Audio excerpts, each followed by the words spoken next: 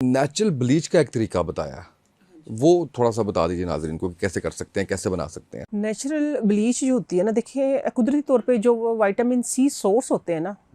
جو ہمارے پاس سٹرک کی جتنی بھی فارم ہے ایکچولی اس میں ہوتا ہے نیچرل بلیچ ہے،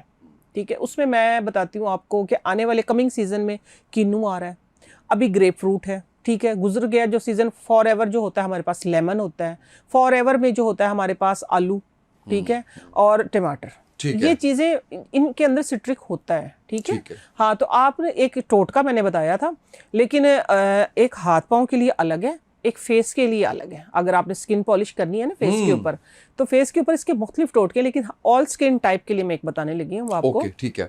کرنا یہ ہے کہ آپ نے آلو کدوکش کر کے گریٹ کر اس کا جوس نکال لیا،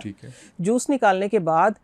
پھر آپ نے ٹماٹر کا جوس بھی نکال لیا، اس کے بیج وغیرہ نکال دیں، ٹماٹر کا جو درمیان والا حصہ تھا اس میں جتنا بھی جوس ٹیشو سے نکال لیں، تقریباً وہ آدھی چمچ جوس آرام سے نکل آئے گا،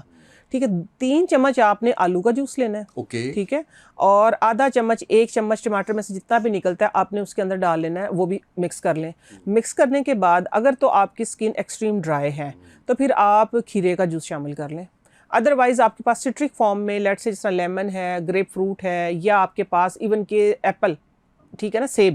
سیب ہے یا انار ہے، کوئی بھی سٹرک میں نے اتنی ساری آپشن دے دی، آپ کے پاس جو اویلیبل ہو،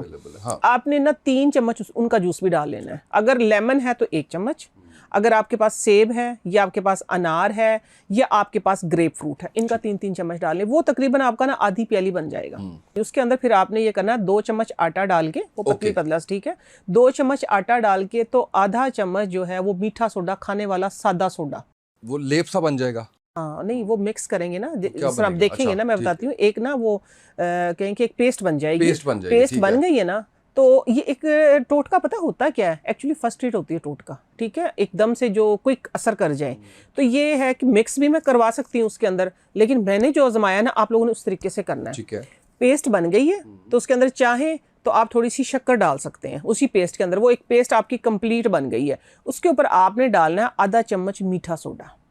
میٹھا سوڈا ڈال کے تو اس سفید نہیں چھوڑنا، ہلکا سا اس کو مکس کر لیں اپر لیئر کے اوپر ہی۔